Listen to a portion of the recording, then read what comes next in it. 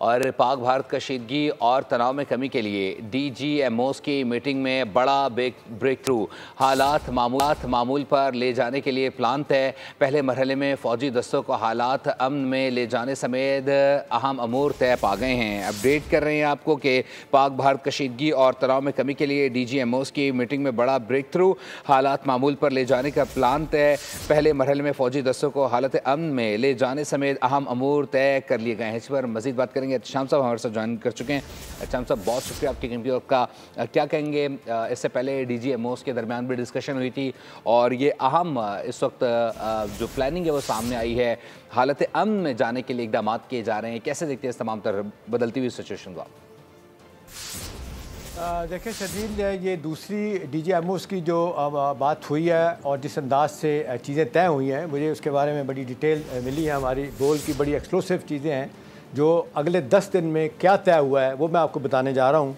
देखें, एक प्रोसीजर तय किया गया है, एक मेकनिज़म तय किया गया है कि अगले 10 दिन के अंदर लफ्ज़ यूज़ किए गए हैं फुल डी एस्केलेशन, यानी टोटल जिसको कहते हैं मामले को पीछे लाया गया, फुल डीमोबलाइजेशन, फ़ौजों की पूरी किस तरीके से वापसी होगी।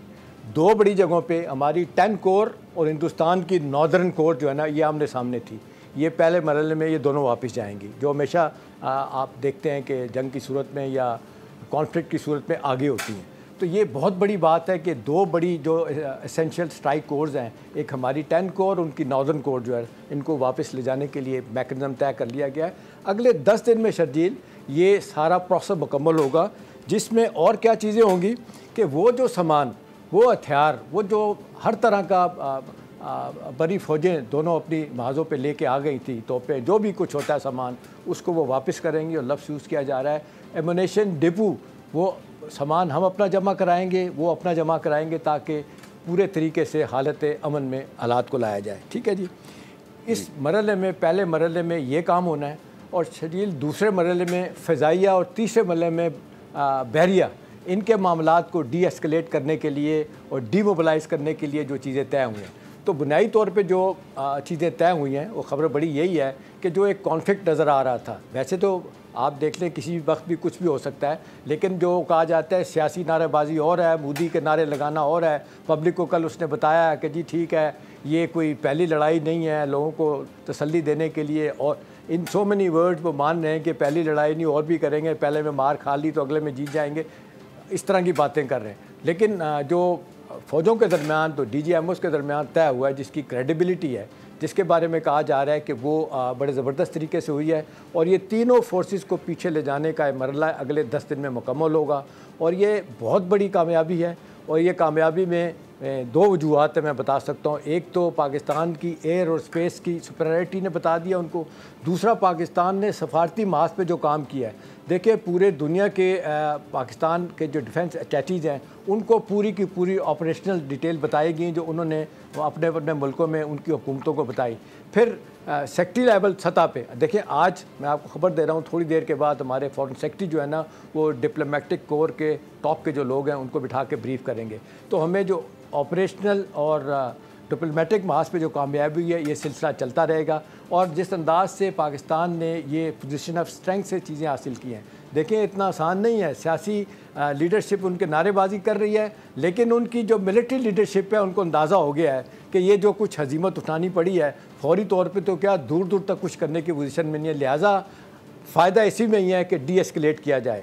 और जिस अंदाज से दूसरी तरफ से जो मेरी तला है, DGMOs का माजद खां लहजा था, और हमारे जिस तरह अपर हैंड से बात हो रही थी, वो बड़ा वाज़ेह तौर पे बता रहा था कि पाकिस्तान ने अपनी बर्री, फ़ज़ाई और बहरी महाज पे जो जिसको कहते हैं बहुत बड़ा ब्रेक थ्रू किया है, बहुत बड़ा जिसको कहते हैं सुपरियॉरिटी दिखाई है, उसको दुनिया भी मान रही है। अब असल बात यह है, अहम वाली बात यह है कि अब जिस तरीके से डी एस्केलेशन, डीमोबलाइजेशन का प्रोसेस शुरू हो गया है, 10 दिन में मुकम्मल हो जाएगा। इसको देखा जाए तो मेरा ख्याल है बहुत बड़ा ब्रेक थ्रू है, बहुत बड़ी ये खबर है उस लिहाज से जो मैं आपको दे रहा हूँ। और होपफुली ये चीज़ें आइंदा आने वाले जो हम दिनों में जो कॉन्फ्लिक्ट देख रहे हैं उसमें कमी होगी। नारेबाजी होती रहेगी, लेकिन पाकिस्तान ने जो अपने अहदाफ हासिल किए हैं ये उसके नतीजे में ये टॉप क्लास जो जिसको कहते हैं मिलिट्री डिप्लोमेसी भी दिखाई और मिलिट्री ऑपरेशनल प्रिपेयर्डनेस जो जनरल आसिम ने दिखाई और फ़िज़ाइया के जनरल सिद्धू ने दिखाई। ये दोनों चीज़ें जो ना पूरी दुनिया जो है ना इसको डिस्कस कर रही है। हिंदुस्तान में लोग इसको डिस्कस कर रहे हैं, उनको बता रहे हैं कि भाई देखें जो मार पड़ी है उसको समझें, समझने की कोशिश करें। अगर बातचीत का दरवाज़ा प्रेसिडेंट ट्रम्प ने खोला है, न्यूट्रल जगह पे बैठने की बात की है तो उसकी तरफ जाएं। ये मत नारे लगाएं कि जी पानी बंद कर देंगे, ये वो कोई भी नहीं हो सकता। आज देखें वो जो आज वर्ल्ड बैंक के प्रेसिडेंट ने कह दिया कि कोई शिक ऐसी नहीं है इंटर ट्रीटी की कि जिसमें पानी बंद करने की बात हो, वहाँ पे भी हिंदुस्तान को जिम्मत उठाना पड़ी। तो अल्हम्दुलिल्लाह हर बात पे हम आगे हैं और जो हमारी अफवाज पाकिस्तान की शानदार कामयाबी हैं उसमें से आज की बहुत बड़ी कामयाबी है बातचीत के ज़रिए हिंदुस्तान अंडर प्रेशर दबाव में आने के बाद ये सारी चीज़ें मान रहा है कि 10 दिन के अंदर अंदर डी एस्केलेशन, फुल डीमोबिलाइजेशन हो जाएगी। सब्सक्राइब करें और बेल दबाएं ताकि कोई खबर रह न जाए।